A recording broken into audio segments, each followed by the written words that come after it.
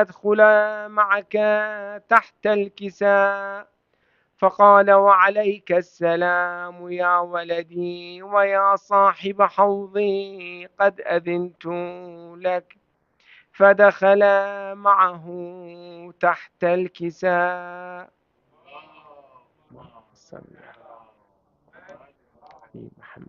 فما كانت إلا ساعة وإذا بولد الحسين عليه السلام قد أقبل وقال: السلام عليك يا أماه.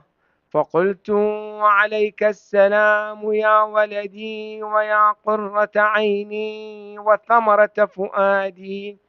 فقال لي: يا أماه، إني أشم عندك رائحة طيبة كأنها رائحة جدي رسول الله. فقلت: نعم، إن جدك وأخاك تحت الكساء. فدنا الحسين عليه السلام نحو الكساء وقال: السلام عليك يا جداه، السلام عليك يا من اختاره الله. أتأذن لي أن أكون معكما تحت الكساء؟ فقال: وعليك السلام يا ولدي ويا شافع أمتي، قد أذنت لك. فدخل معهما تحت الكساء.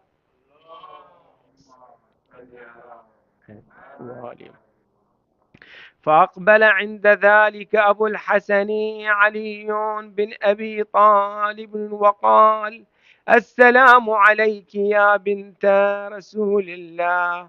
فقلت: وعليك السلام يا أبا الحسن ويا أمير المؤمنين.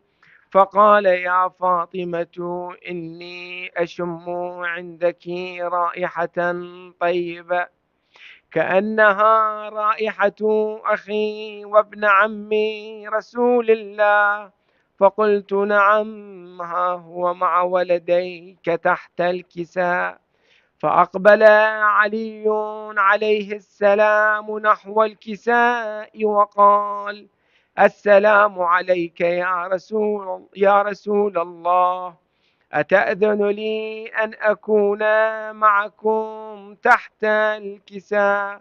قال له: وعليك السلام يا أخي ويا وصي وخليفتي وصاحب لوائي، قد أذنت لك. فدخل علي تحت الكساء. صل على محمد. ثم أتيت نحو الكساء وقلت: السلام عليك يا أبتاه يا رسول الله. أتأذن لي أن أكون معكم تحت الكساء؟ قال: وعليك السلام يا ابنتي ويا بضعتي، قد أذنت لك. فدخلت تحت الكساء. الله.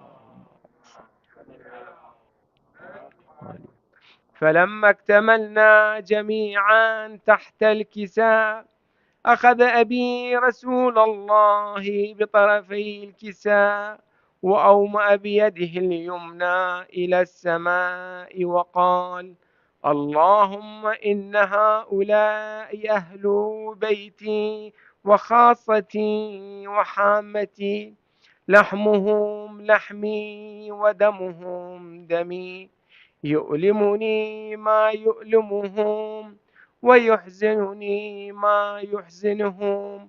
أنا حرب لمن حاربهم، وسلم لمن سالمهم، وعدو لمن عاداهم، ومحب لمن أحبهم. إنهم مني وأنا منهم، فاجعل صلواتك وبركاتك ورحمتك وغفرانك ورضوانك علي وعليهم، وأذهب عنهم الرجس وطهرهم تطهيرا.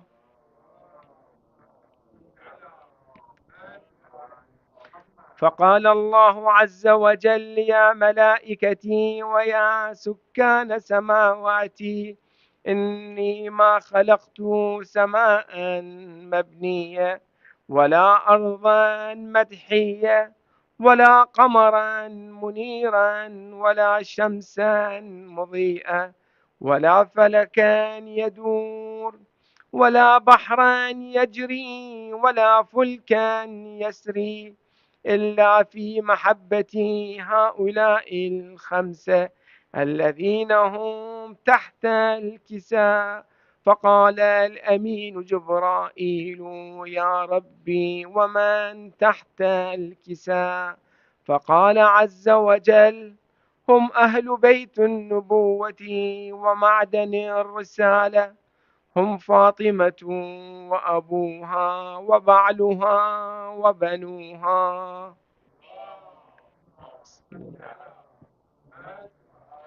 فقال جبرائيل: يا رب، تأذن لي أن أهبط إلى الأرض لأكون معهم سادسا؟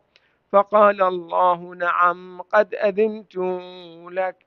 فهبط الأمين جبرائيل وقال: السلام عليك يا رسول الله. العلي الأعلى يقرئك السلام، ويخصك بالتحية والإكرام، ويقول لك: وعزتي وجلالي، إني ما خلقت سماء مبنية، ولا أرضا مدحية، ولا قمرا منيرا، ولا شمسا مضيئة، ولا فلكا يدور، ولا بحرا يجري، ولا فلكا يسري، إلا لأجلكم، وقد أذن لي أن أدخل معكم، فهل تأذن لي يا رسول الله؟ فقال رسول الله صلى الله عليه وآله: وعليك السلام يا أمين وحي الله، إنه نعم، قد أذنت لك. فدخل جبرائيل معنا تحت الكساء. صل على محمد وآله. فقال لأبي: إن الله عز وجل قد أوحى إليكم ويقول: إنما يريد الله ليذهب عنكم الرجس أهل البيت ويطهركم تطهيرا. اللهم صل على.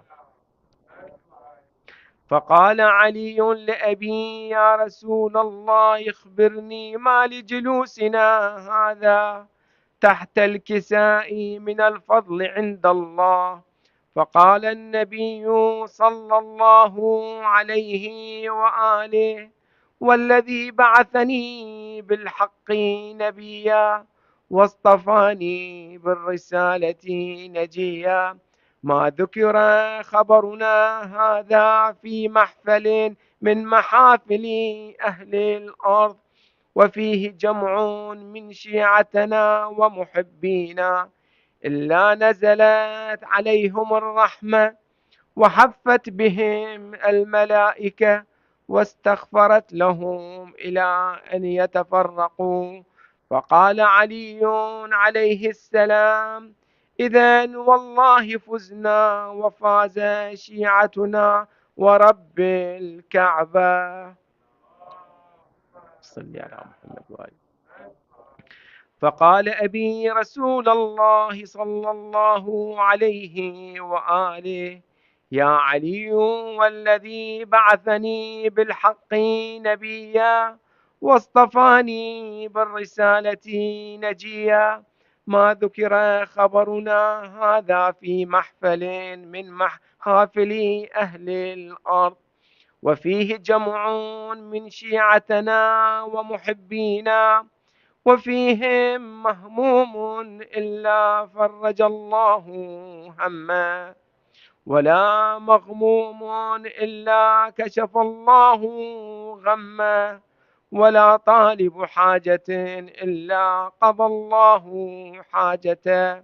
فقال علي عليه السلام: إذا والله فزنا وسعدنا، وكذلك شيعتنا فازوا وسعدوا في الدنيا والآخرة ورب الكعبة. وصلى الله على سيدنا محمد وآل محمد. اللهم ارحم المؤمنين والمؤمنات، المسلمين والمسلمات، الأحياء منهم والأموات، برحمتك يا أرحم الراحمين. الفاتحة مسبوقة بالصلوات. محمد وآل محمد. أحسن الله إليك.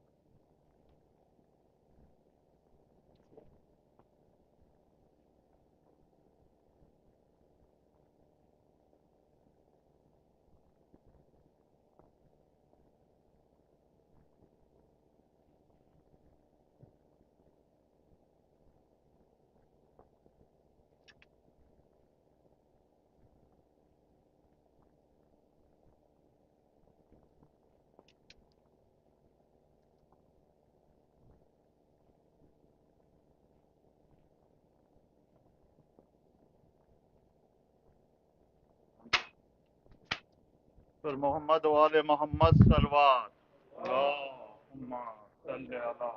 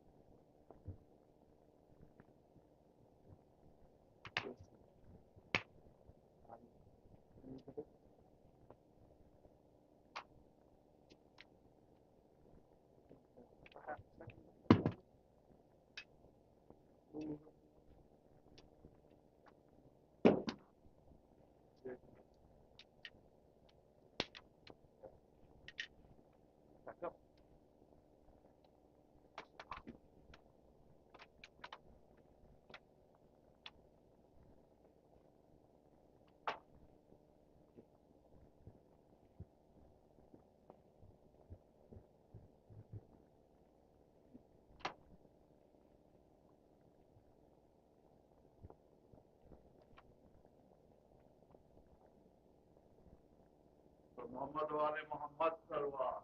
اللهم صل على محمد وعلى محمد. صلوات پر محمد والے محمد. اللهم صل على محمد وآل محمد. اے چاند کربلا کے تو نے تو دیکھے ہوں گے، اترے تھے اس زمین پر عرش بری کے تارے. اے چاند کربلا کے، اے چاند جلوہ گر ہے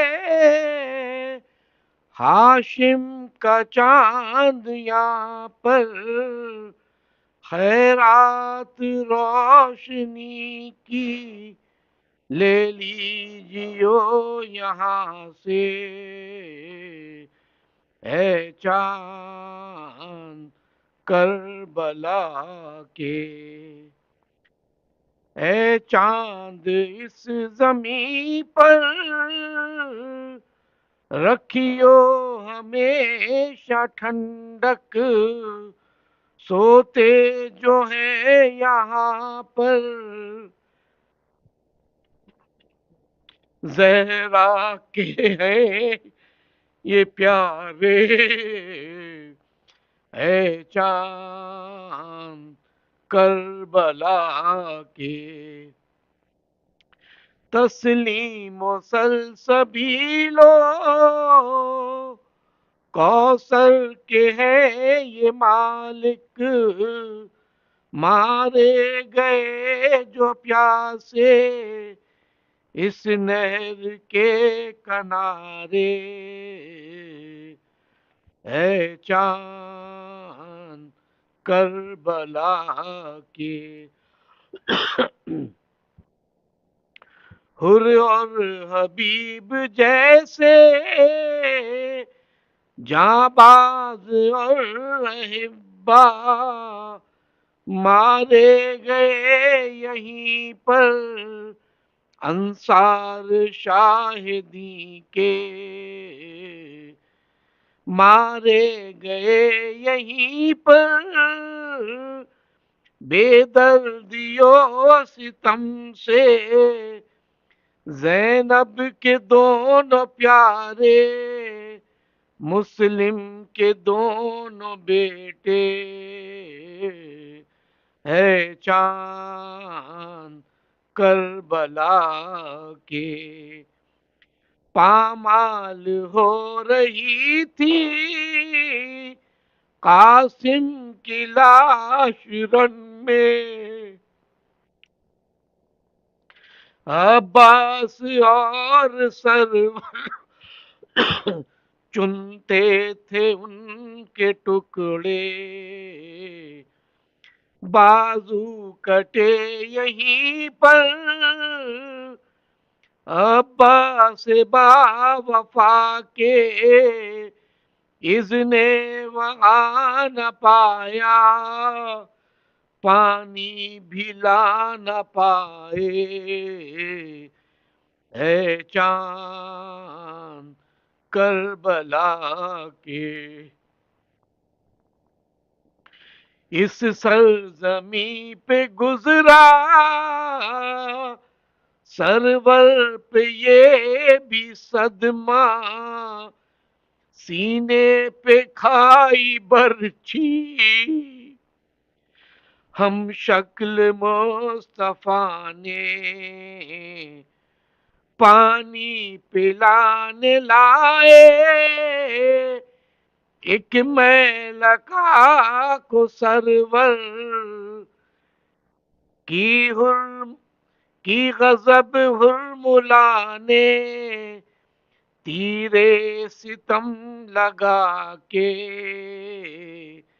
گردن چھدی پہ سر کی بازو چھدا پدر کا دونوں تڑپ تڑپ کر پیاسے جہاں سے گزرے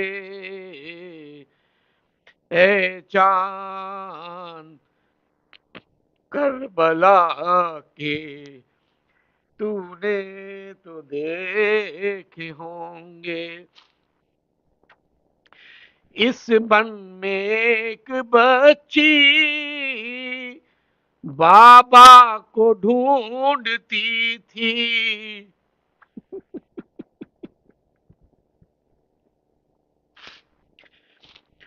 بکھرے ہوئے پڑے تھے جب سر بری دلاشے پھر یہ بھی تو نے دیکھا وہ غم رسیدہ بچی سینے پہ سو رہی تھی بے سر پدر سے لپٹی اے چاند کربلا کے بازو بندھے یہیں پر پہلے پہل حرم کے اس سرزمین سے نکلے سجاد سر جھکائے اے چاند کربلا کے شہزادیے جناحی مالک ہے کربلا کا کس کی مجال آئے جب تک نہ وہ بلائے پہنچا ہے کربلا میں ناچیز سبت جعفر اے کاش کے مقدر ہم کو یہ دن دکھائے،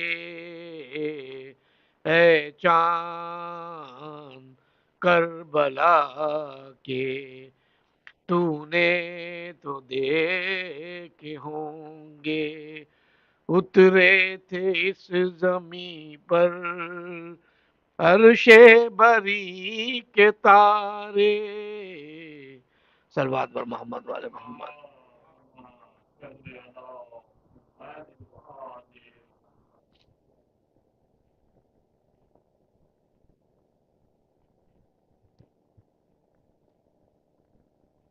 محمد والے محمد صلوات اللہم صلی علی محمد وآل محمد۔ باری دیگر سلوات اللہم صلی علی محمد وآل زہرا کی آرزو ہے کبھی منہ نہ موڑنا، عباس میرے لال کو تنہا نہ چھوڑنا، عباس میرے لال کو تنہا نہ چھوڑنا، زہرا کی آرزو ہے کبھی منہ نہ موڑنا، عباس میرے لال کو تنہا نہ چھوڑنا، جس دم سفر پہ جانے لگے سیبتے مصطفیٰ، پہلے گئے مزار نبی پر بسد بکا، بعد اس کے ماں کی قبر پہ پہنچے ہوئے ودا، کانپی زمین کانپی لحد بطول کی، آنے لگی صدا، عباس میرے لال کو تنہا نہ چھوڑنا، پالا ہے جگ کی پیس کے میں نے حسین کو، اس سے کیا سوا نہ کبھی اپنے چین کو، تیرے سپرد کرتی ہوں اس نورین کو، بیٹا میں تجھ سے لوں گی شہ مشرقین کو، عباس میرے لال کو تنہا نہ چھوڑنا، سگرا بزد ہے ساتھ میں با کے جاؤں گی، فضا کے ساتھ بیٹھوں گی شکوان لاؤں گی، اصغر کو ساری راہ میں جھولا جھلاؤں گی، دادی کی اس فگاہ سے نہ میں چین پاؤں گی، عباس میرے لال کو تنہا چھوڑنا، زہرا کی دعا ہے کہ کبھی منہ نہ موڑنا، عباس میرے لال کو تنہا نہ چھوڑنا، محمد وآل محمد صلوات۔ اللہم صلی علی محمد وآل محمد۔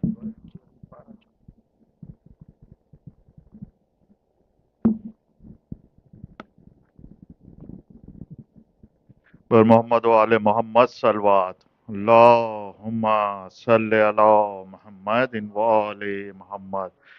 Brothers and sisters, the visiting alim will be coming here tonight, so he will be here from 1st of Muharram. further to give the speeches till 11th of Muharram, inshallah. So today we are doing online as we communicated through email and Telegram channel, and so we'll do the online majlis and probably one Noha and then namaz and potluck, inshallah. For Muhammad wa ale Muhammad salawat.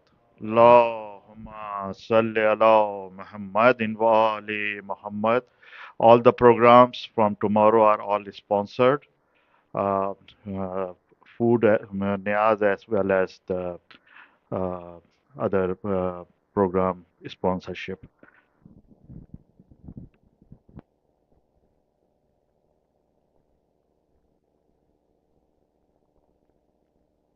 Maulana will be on the member at 8 o'clock. We will start program at 7:15 with the Quran recitation, Hadith Qisas, followed by Marsiya, and Maulana will be on member at 8 o'clock.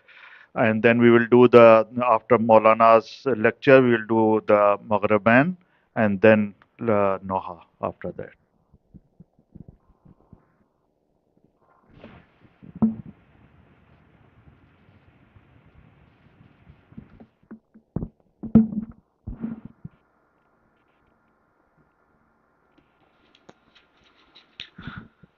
أعوذ بالله من الشيطان الرجيم بسم الله الرحمن الرحيم الحمد لله رب العالمين لا حول ولا قوة إلا بالله العلي العظيم والصلاة والسلام على أشرف الأنبياء والمرسلين وخاتم النبيين وسيد المرسلين أبي القاسم محمد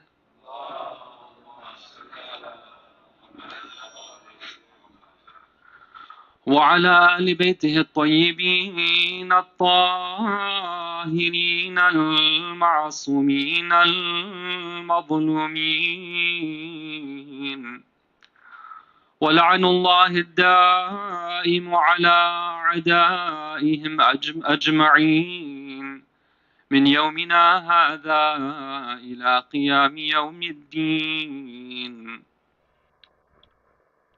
السلام على الحسين وعلى علي بن الحسين وعلى أولاد الحسين وعلى أصحاب الحسين. Respected scholars and elders and brothers and sisters, عظم الله أجورنا وأجوركم بمصابنا بالحسين عليه السلام. I begin by, first of all, sending my salam and my condolences to our beloved master and leader, the awaited Imam of our time, Ajjalallahu Farjahu Sharif, Sallu ala Muhammad wa ali Muhammad.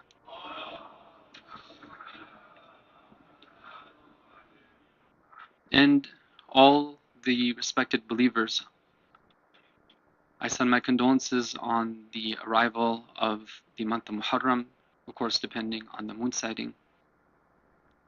In Hadith, brothers and sisters, we're told that for our leaders, the arrival of this month, the sighting of the moon, was a transformational experience.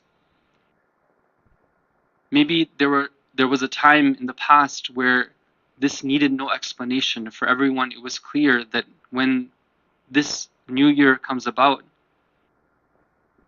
unlike what most other cultures do in terms of a new year and celebration, for the followers of the Ahlul Bayt alayhim salam, it is a time of transformation.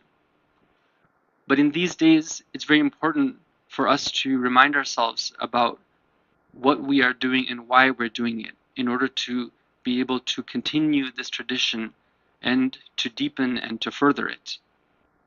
So our masters, the Ahlul Bayt alayhim assalam, they would take this time very seriously. In one narration that's mentioned in our books of hadith, we're told that our 8th Imam alayhi salam says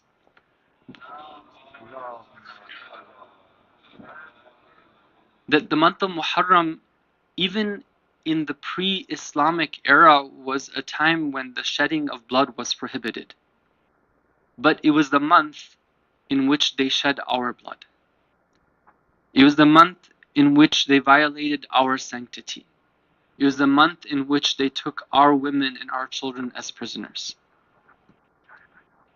And then he says something very beautiful. He says, فَعَلَى مِثْلِ الْحُسَيْنِ فَلْيَبْكِ الْبَاكُونَ, which in a poetic way would say that if there's anyone who wishes to shed a tear, then let them shed a tear for the likes of Hussein alayhi salam. Then he describes the benefit of doing so. He says that somebody who is able to shed tears for Imam Hussein alayhi salam, it is an atonement for great sins. That is just one of the benefits of shedding the tear. And then he describes how his father, the 7th Imam alayhi salam, would be during this time. He says that my father would not be seen in the state of being joyful and jovial during this time. And as the days would progress, his grief would increase until it reached its climax on the 10th day of the month, in which it would be the day of his musibah and his huzn, his tragedy and his grief would be felt on that day in particular. And then he would say that هو اليوم الذي قتل فيه الحسين. This is the day in which Hussein alayhi salam was killed. So when we gather together for these commemorations, they have incredible value. They are completely taking the seerah, the way of life of the great ones, and putting into practice at our times. What are we trying to get out of these? What is the purpose of them? I want to share with you some points of guidance from our great scholars. Just briefly, before I launch into introducing the topic for our 10-11 nights, inshallah, I just want to mention a few points from our great scholars where they describe to us some of the outcomes that we would like to have and some things that we would want to stay away from during this time. Inshallah, you can help me with a salawat ala Muhammad wa ali Muhammad.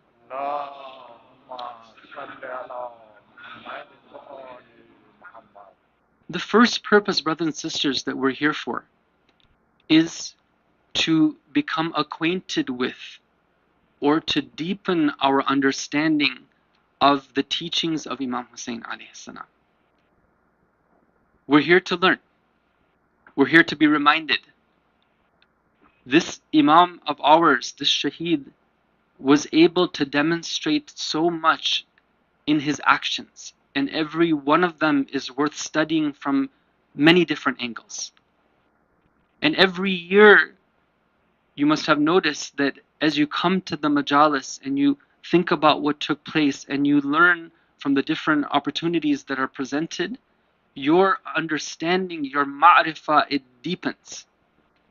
This is one of the very important goals that we would like to achieve. Our understanding of Imam Hussein alayhi salam right now, compared to what is going to be, inshallah, after the day of Ashura, we should have increased.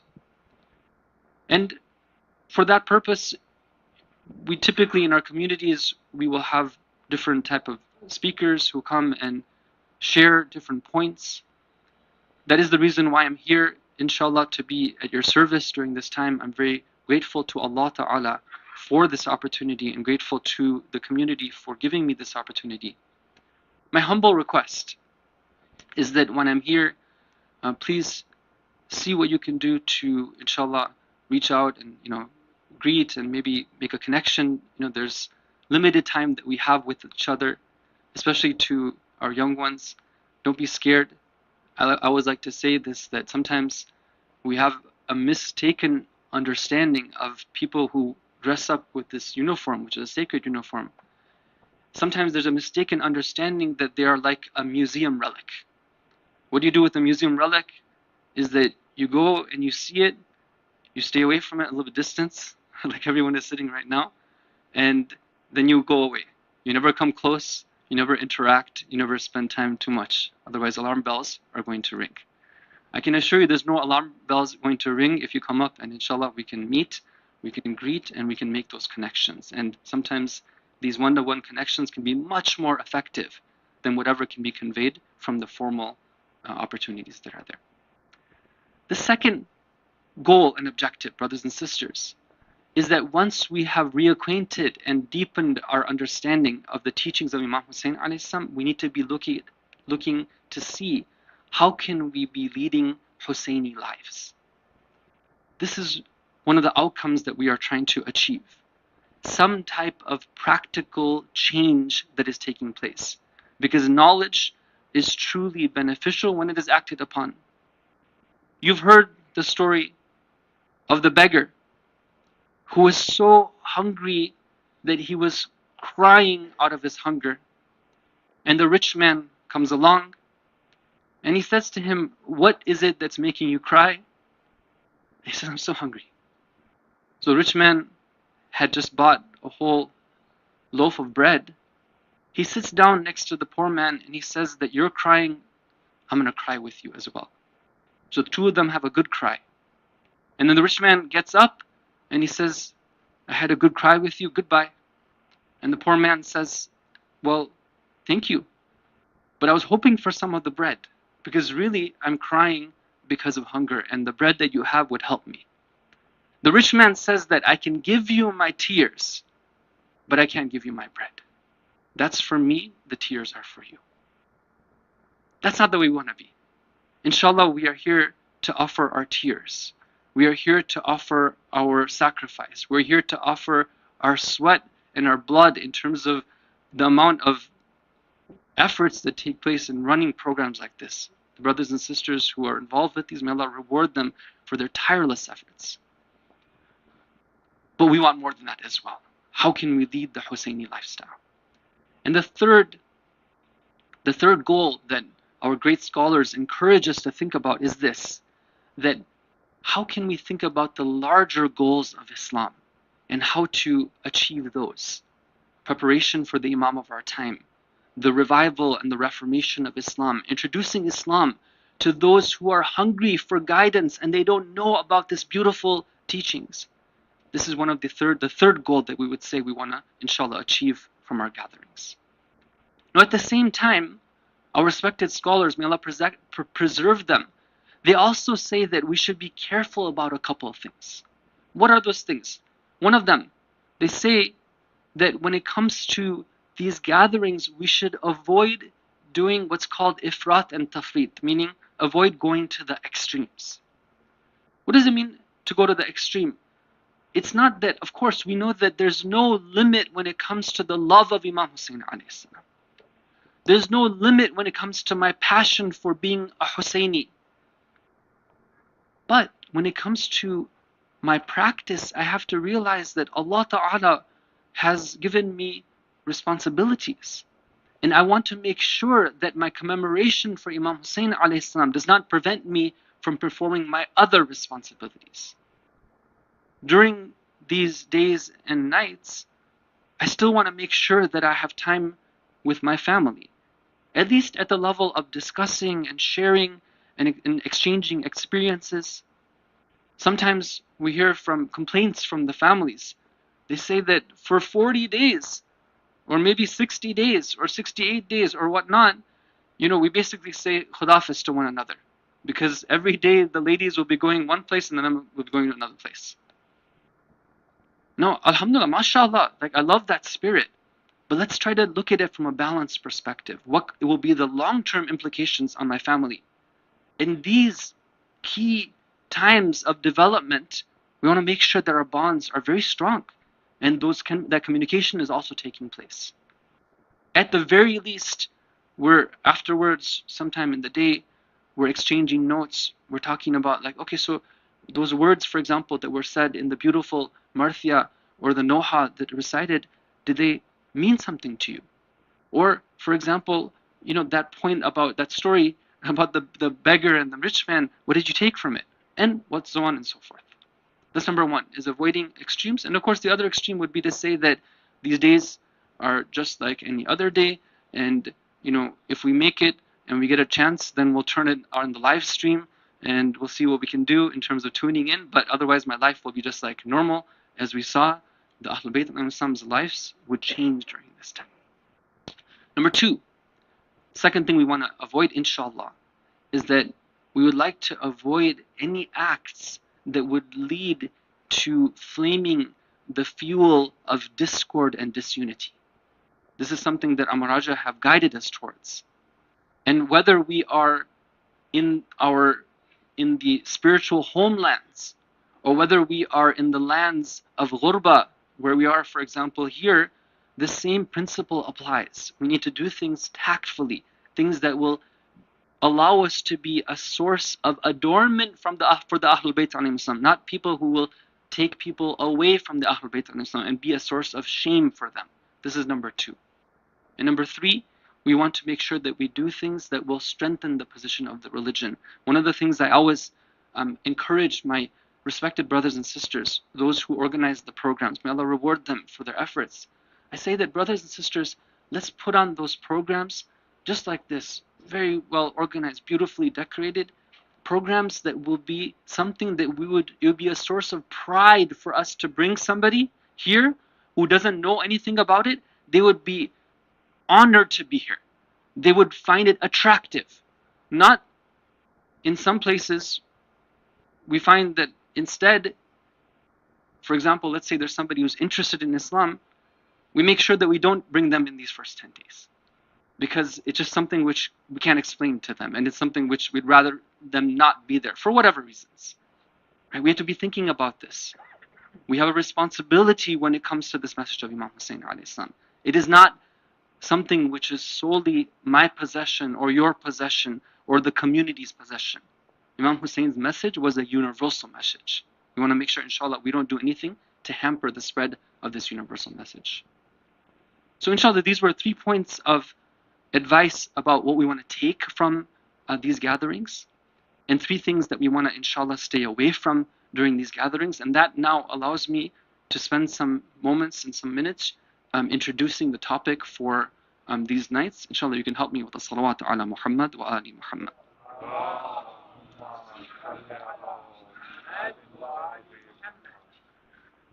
The title of the series is Karbala, the Enlightened Journey.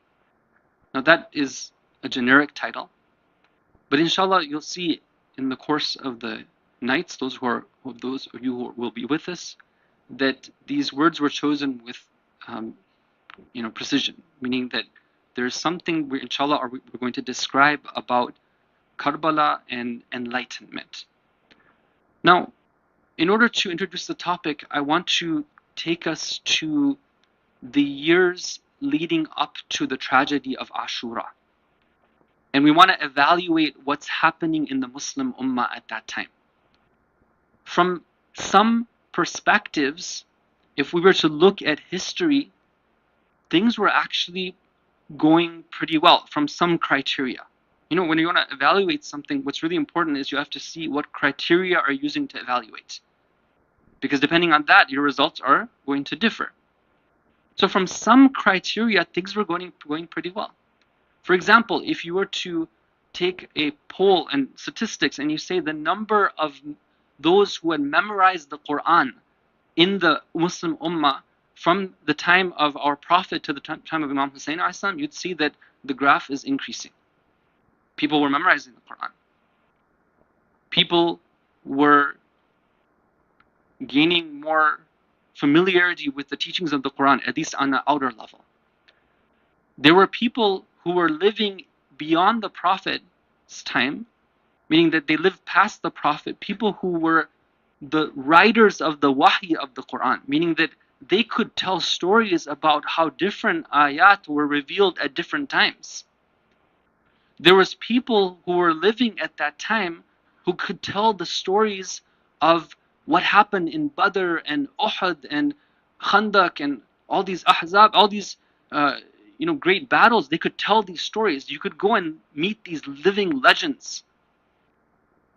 people like Ammar, people like Salman, at least for some time, they were alive. From some perspective, things were going well. The mosques might have been full at that time. The Quran was being read. There were even people who were there who, let's say people didn't understand the position of the Ahlul Bayt being the divine representatives, at least they could go and say that these are the family of the Prophet. And they could go and they could see them, they could interact with them. Right? Things were, from some perspectives, they were looking pretty good. But you and I know that at the same time that these apparent manifestations of Islam, maybe they were going in a good direction, at the same time there was a deep sickness that was growing in the Muslim Ummah at that time. And it's this sickness that I want to kind of dig into. I want to try to see if we can use a word to describe this sickness.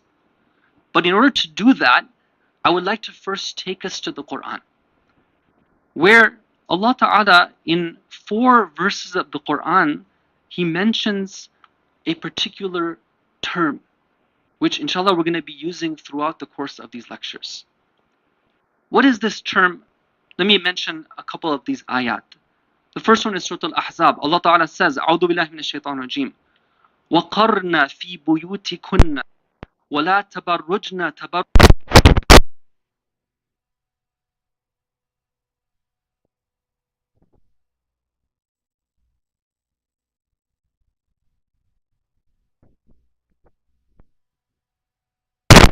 And then He gives a command of it, another command which applies to the wives of the Prophet first and foremost, but then also it's a general command, which is what? Do not do tabarruj. Tabarruj comes from the word buruj, like towers, right? You know how they're very apparent. You can see them from far away.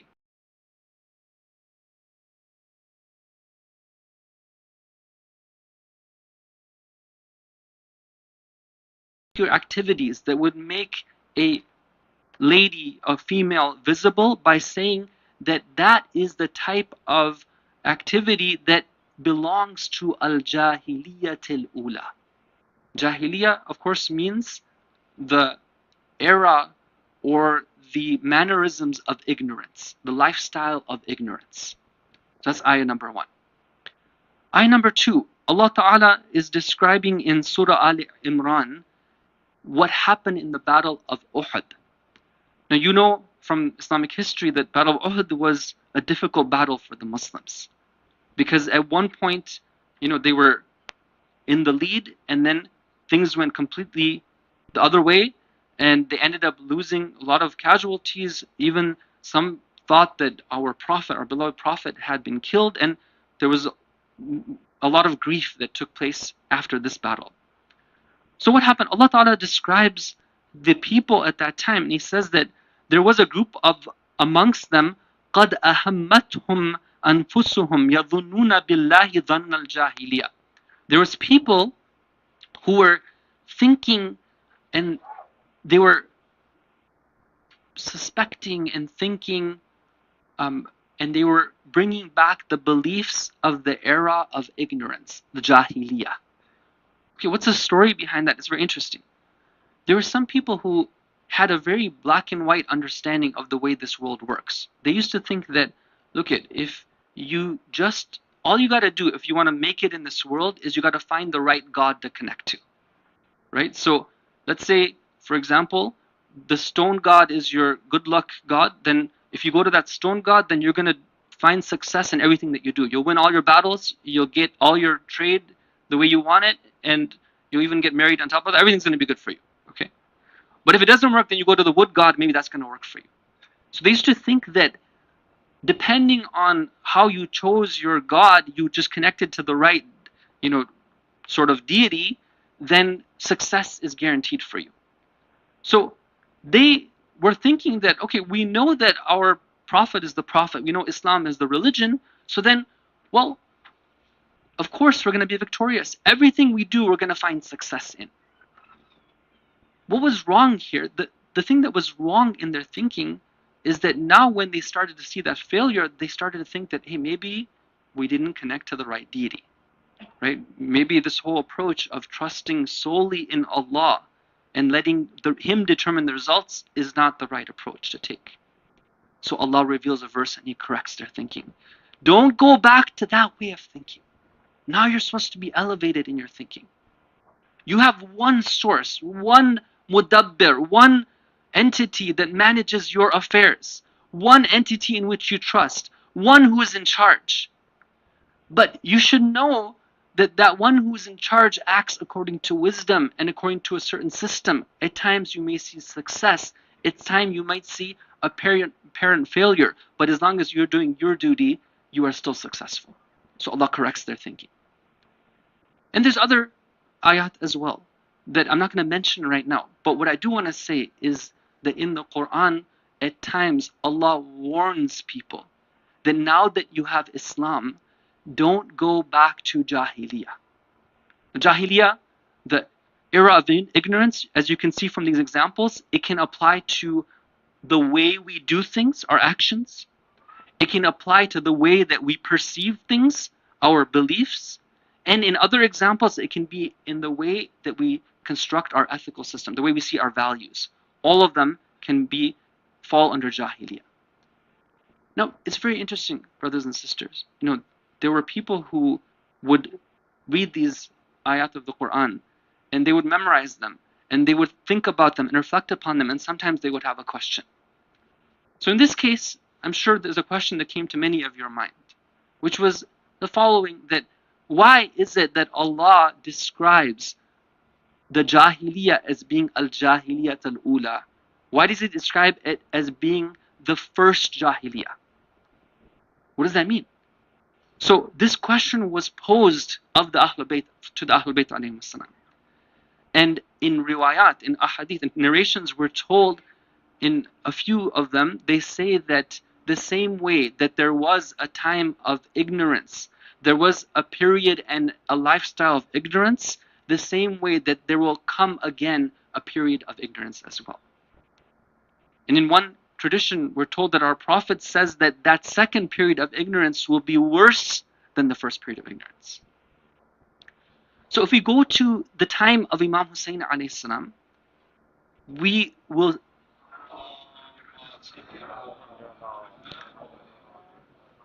see, inshallah, in the course of these evenings, we'll see from various aspects. We'll look at it from the perspective of ethics, from family, from lifestyle, from the practice of religion.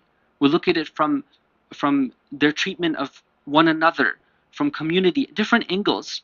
We're inshallah going to be able to see how it is that even though they had progressed in time, they had gone back when it came to what Islam was supposed to be. But we're not going to stop there, because that wouldn't be doing justice. Because what we want to do is we want to look at the past to understand the present and go to the future.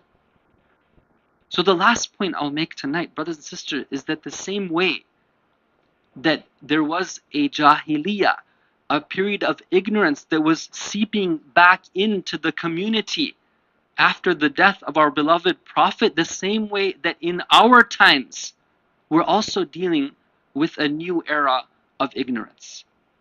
And for this, it's very important that we understand where we are and what shapes the type of thinking in the place that we are. Brothers and sisters, I'm going to just take you on a very brief journey in the history of how religion has been dealt with in the West, because we live here after all. And no matter how much we try, we are affected by the perspective that others have on religion. Religion at one time was considered a way of life. It was considered to be the be-all and of everything. Education was based on religion. Government was based on religion. Power was distributed according to religion. But you know that there was a time period where slowly the society moved away from religion. That is called the Renaissance. And this era was a time of different thinkers looking at the teachings of Christianity at that time, seeing the flaws in it and saying that we need something else. And slowly they began to move away from religion. Religion was there, but religion was put in, boxed into its own place in life. And so we see different thinkers, they don't want to openly say something against religion because people still felt attached to it. But what they started to say is that until now, you were told that you have a purpose in life, and your purpose is to worship God. But now you should know that your purpose is no longer to worship God. Your purpose is to be all that you can be. You define your own purpose. God has given you unlimited potential. Go and find what you can be to the maximum. This idea of worship and servitude, it was slowly taken away. And then we fast forward to the next era, the age of enlightenment, and we see that now the trend moves even further. Now we have thinkers who say that God is there. God created, but God created in a way where it was such an amazing creation that He created and then He left it to be. So practically speaking, whether God is there or not, it doesn't matter. It's up to you. You go ahead and find your own way. And it progressed from there. We had a time period where now they said that, you know what? There's nothing like any established truths that you're learning from your society or from your parents. You make your own meaning. You construct your own meaning. You do however you feel, whatever you think is right, you go for it. And it leads up to what's called the postmodern era. And I'm going very fast through these things, but I'm just giving you like the highlights. The postmodern era, which is the one which we live in right now, where they say that, you know what, there is no such thing as meaning anymore. Religion is something which, if you believe that it's true, that's completely up to you. But the one thing we can say is that there is no truth. There's nothing which is absolute. Everyone unto his own. So what is the net result of that over time? Is that religion, which started out as being something which was affecting all part of our lives, it gets smaller and smaller and smaller. And now when we think of religion, usually it's something which is on the level of like, well, you can be a religious person or you can be somebody who's into yoga, right? Or you can be somebody who's into Buddhist meditation. Or you can be somebody who, let's say, you don't do that, right? But you do sports instead. Meaning that it's completely a personal lifestyle, a personal choice. Now, when we come to the message of Imam Hussein alayhi salam, we see that Imam Hussein alayhi salam is as if he's crying out to us. Right? What is he telling us? He's telling us that, my dear followers, those of you who love me, please understand my message. My message was given back then when I told people that don't let religion be something which is just like how you take something and you taste it on your tongue and then you take it away. Religion is supposed to be something that you embrace, that you take, you understand, you apply when it comes to your life in all aspects. In our family, in our education, in our recreation, in our community, in the way that we look at this world. And inshallah, we hope that with the help of Allah, we'll be able to see and examine some of these teachings, inshallah. Sallu ala Muhammad wa ali Muhammad.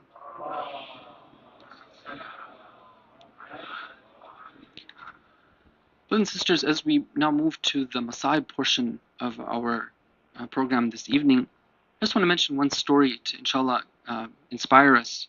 One of our living Maraji, may Allah protect him, he says that I used to attend the dars, the lesson of one of the great scholars in the city of Najaf. And this scholar, Sallu ala Muhammad wa Muhammad, by the name of Sayyid Abdul Hadi Ash-Shirazi, he says that one time my teacher, Sayyid Shirazi, they brought him the news that his brother-in-law had passed away. So he was obviously saddened by this news. But as he was sitting with us in our class, this Marja says, he says that he started to tell us some things about the deceased. Because sometimes it's the tradition in Hausa that maybe for some reason somebody finds out about some special quality of one of the scholars, but then that scholar tells him, do not share this with anyone while I'm alive, because it will just create trouble. Now that his brother-in-law had passed away, he started to share some of the, the excellences and the merits and the stations that he had reached. So he says something very interesting. He says that one time, this is the teacher of one of the living marja, he says that one time I saw a dream. And in my dream, I was sitting in my room and I saw that I was visited by two very special, pure figures. And I recognized them to be none other than Imam Hussein alayhi salam and Abu al-Fadl Abbas alayhi salam.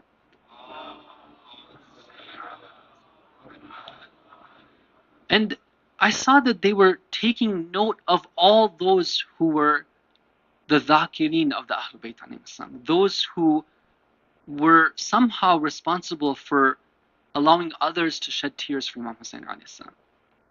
And I saw that Imam Hussein alayhi salam ordered Abu al-Fadl, he says to him, my brother, please add the name of so and so. And I recognized it was the name of my brother-in-law. So when I woke up from my dream, and then the next time my brother-in-law visited me, this scholar, he says that I said to him, what have you done? Right? And I described to him the dream. And he says, I saw that my brother-in-law was overcome with emotion.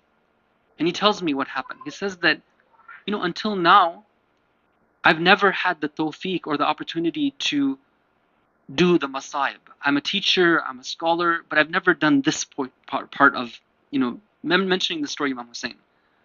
But I was reflecting about the traditions regarding the importance of crying and making other people cry. Man baka aw abka aw tabaka wajabat lahul jannah. Whoever cries or makes somebody else cry or even tries to cry, Allah Ta'ala has promised that person Jannah, paradise. So I thought to myself that, what? Let me at least try.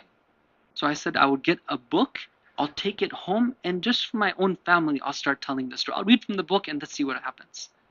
So I talked to my friends and I said, do you have a book I can borrow? They didn't have anyone. Finally, one of them said that, okay, here's a book. I took it home for my family. I have 2 children. For the 10 nights of Muharram, I started to do this. I would open the book and I would just read the story. And I see that just because of this act, this is the reward that has been given to me. Brothers and sisters, this gathering of ours, alhamdulillah, may Allah be thanked. May we feel that gratitude that He has given us this tawfiq to be able to gather for this gathering. Inshallah, we want to try to, if we can cry or at least bring tears to our eyes as we remember the story. Sallallahu alayka ya Aba Abdullah.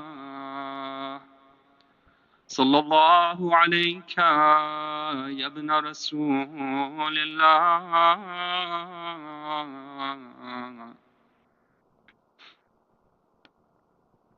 Traditionally, on this first night of Muharram, we remember the departure of the beloved Ahlul Bayt alayhim as-salam from Madinatul Rasul, from the city of their grandfather. We know that when the message came to Imam Hussein alayhi salam that you have to give bay'ah to Yazid, Imam Hussein alayhi salam was very insistent on following the principles. He exclaimed, Inna lillahi wa inna ilayhi raji'un wa ala al-Islam as-salam. Let's bid farewell to Islam if this ummah is tried with the leadership of one like Yazid. Someone like me will never give bay'ah to Yazid. He orders his family members, he tells them that this is the time for us to leave. We need to get ready, we're going on a journey. That night in Medina, Imam Hussein alayhi salam is preparing for a journey. He has been foretold that this journey will be a one-way trip. He will not come back to the city of Medina. So what is it that Imam Hussein alayhi salam is doing on this evening? We're told that he wants to visit 3 graves, 3 dear ones to him. Who are these dear ones? it is his brother and his beloved mother Fatima Zahra and his beloved grandfather Rasulullah. Brothers and sisters, let's remember one thing that we learn from the life of the Ahlul Bayt, that whenever they had any troubles or calamities come in their lives, they knew there was a place they could go to, a safe haven, some place they could turn to pour out their hearts. They could go to Rasulullah, they could go to Fatima Zahra. Imam Hussein alayhi salam goes to the grave of his grandfather. He cries out to him, Ya Rasulullah, O my beloved grandfather, it is me, Hussein. I am your grandson, the son of your daughter. Ya Rasulullah, look at what these people are doing to me. These people have abandoned me. فاشهد أنهم خذلوني ولم يحفظوني. Ya Rasulullah, this is my complaint to you until I meet you. One of the narrations says that Imam Hussein alayhi salam sees Rasulullah in his dream. What is Rasulullah crying out? He is saying, Habibi ya Hussein, oh my beloved Hussein. Oh my beloved Hussein, it's as if I can see you on the desert sand. The blood will cover you. You will be beheaded. And this will be the fault of this ummah. Imam Hussein alayhi salam is preparing to leave on that night. We are told that he would frequently recite the ayah of the Quran. Rabbi najjini min al-qawm al-zalimin. Oh my Lord, save me from these people who are unjust. We're told in the riwayah that the daughter of Imam Hussein alayhi salam said that never before has a family had to leave the city in a state of fear more than the fear we were facing on that night.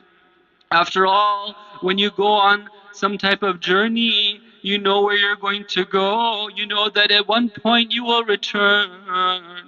But this is a journey they are going on. They don't know when they will return. They don't know what kind of hardships they will face. We have to say to her, Oh Sakina, be patient, for there will come a time when the same caravan will return to Medina, but it will not have the same people in it. Your uncle Abbas will not be there. Your brother Ali Akbar will not be there. Oh Sakina, your father Hussein will not be there. Instead, a cry will go out. Ya أهل يثرب لا مقام لها. O people of Medina, this is no longer a place to stay in. Let your eyes pour out in tears. If you want to know what's happened to Hussein, let me tell you. Hussein was beheaded in Karbala, and his head is being paraded in the streets.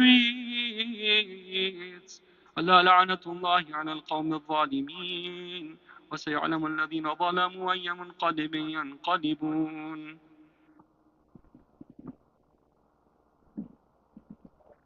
Ya Hussein, Ya Hussein, Ya Hussein, Ya Hussein, Ya Hussein, Ya Hussein, Ya Hussein, Ya Hussein,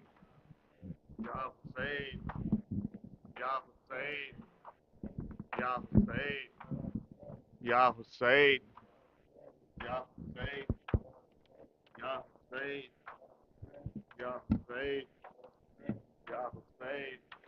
ہے چاند محرم کے تو بدلی میں چلا جا، ہے چاند محرم کے تو بدلی میں چلا جا، ہے چاند محرم کے تو بدلی میں چلا جا، تجھے دیکھ کے مر جائے نا، تجھے دیکھ کے مر جائے، بیمار ہے سغرا، ہے چاند محرم کے تو بدلے میں چلا جا، ہے چاند محرم کے تو بدلی میں چلا جا، گھر زہرا کا لٹنے کی خبر تو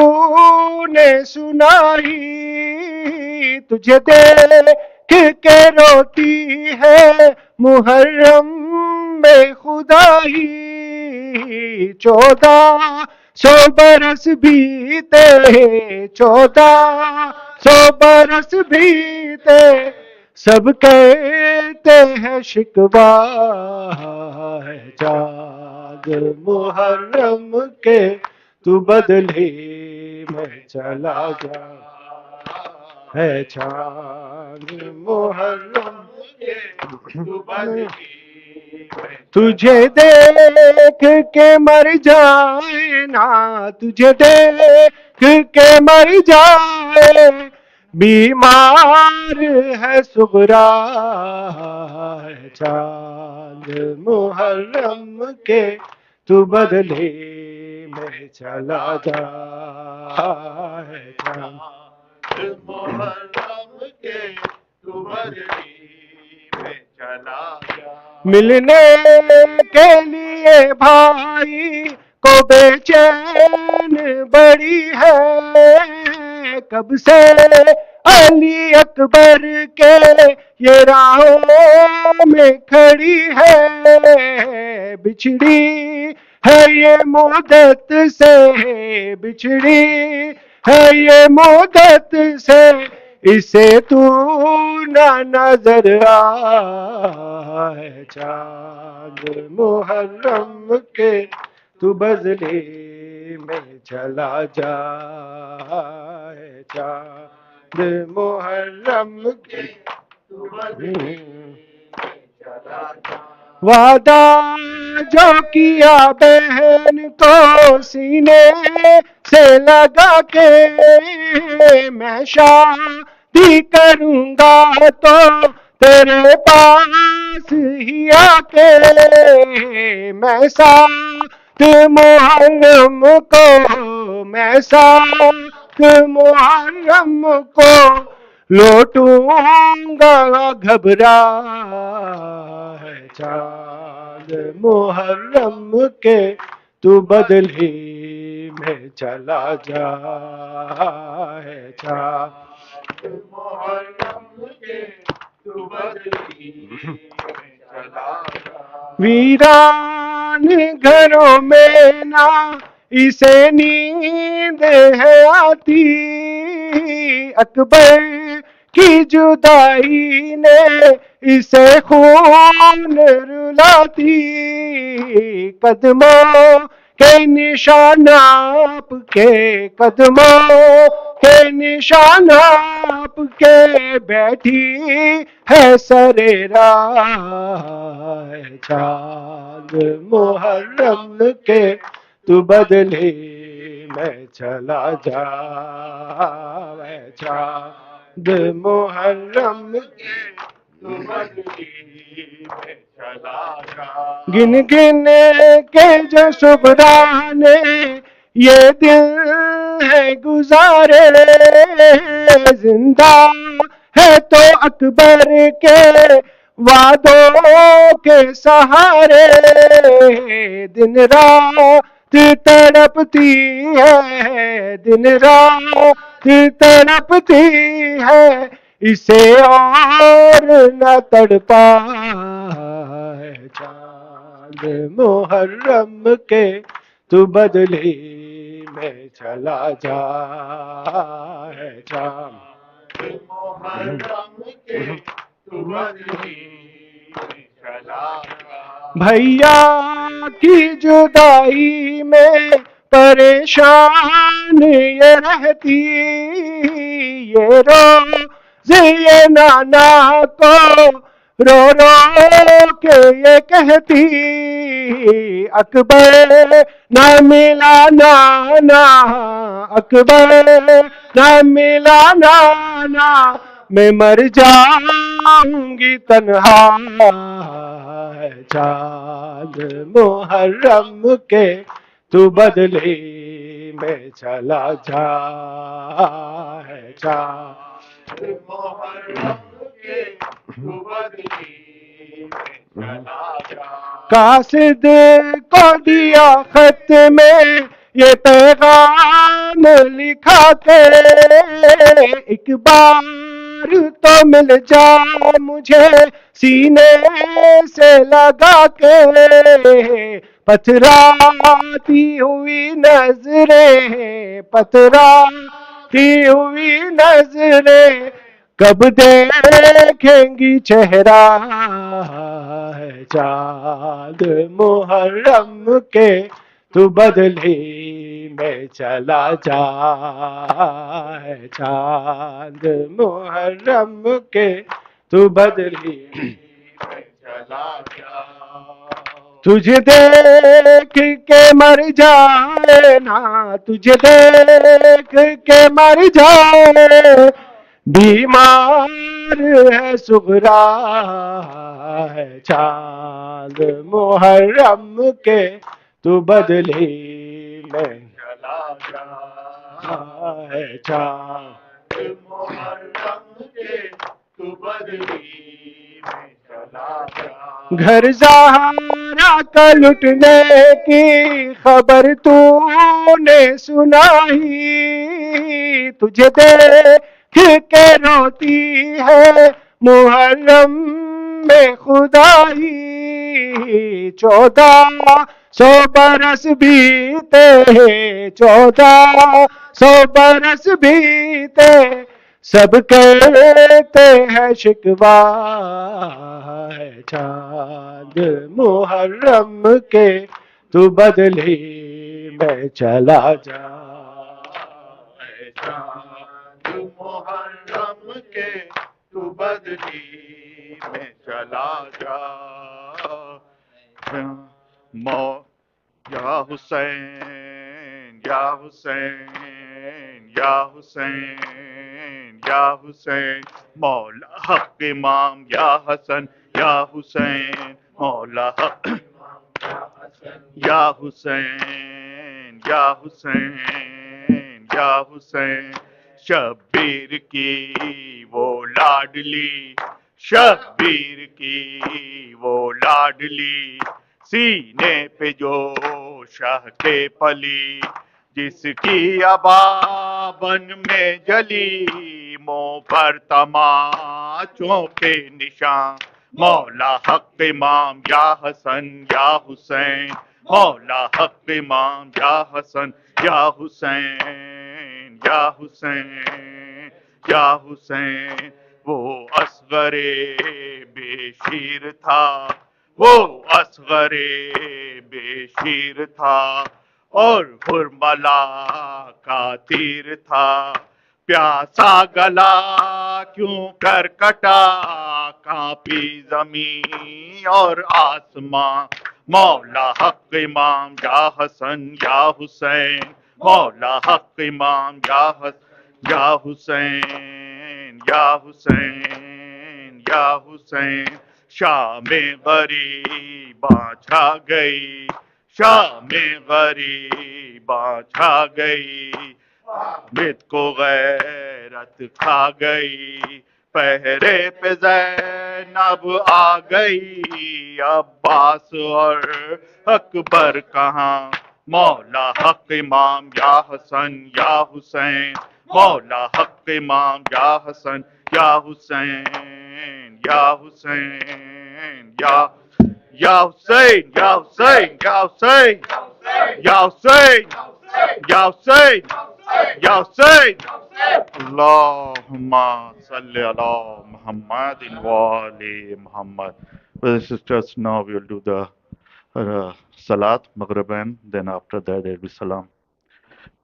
So if you have not done the wuzu, please go and do the wuzu. It's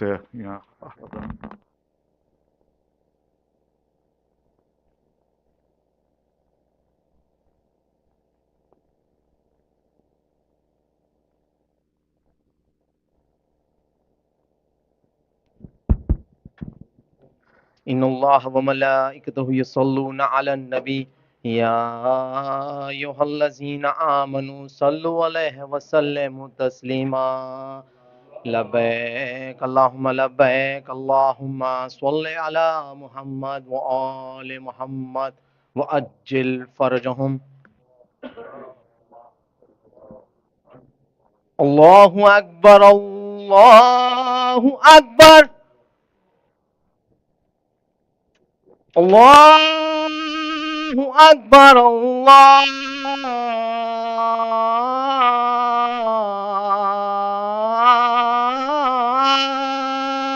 أكبر أشهد أن لا إله إلا الله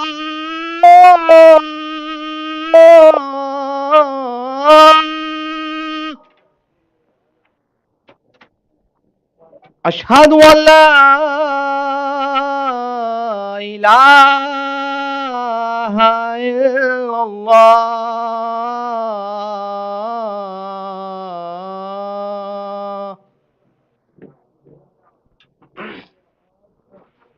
أشهد أن محمد رسول الله